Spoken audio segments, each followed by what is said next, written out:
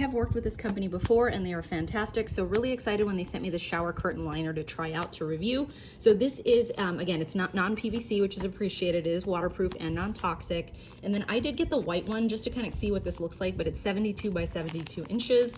So let's go ahead and get this hung up and we will check back in. So here it is out of the package, and I just wanted to show you how nice the quality is on these. Some of these liners you get are just super thin and not very good quality, but this one does have it is actually a nice thickness. It's not super thick, not super thin, and then you get the reinforcement right here around the rings. And then I also like that you have the magnet down here just to make sure that it's not going to move on you when it's in the shower. This is also a very unique feature in a shower liner, but you actually have these little pockets that you can actually put things in. Say you want to put a toy for your child in here, but you can also use it as a weight. So if you just fill these with water and you do get 2 of them, you can ensure that, again, the shower curtain's not going to be blowing on you when it's in the shower. It's going to stay nice and in place.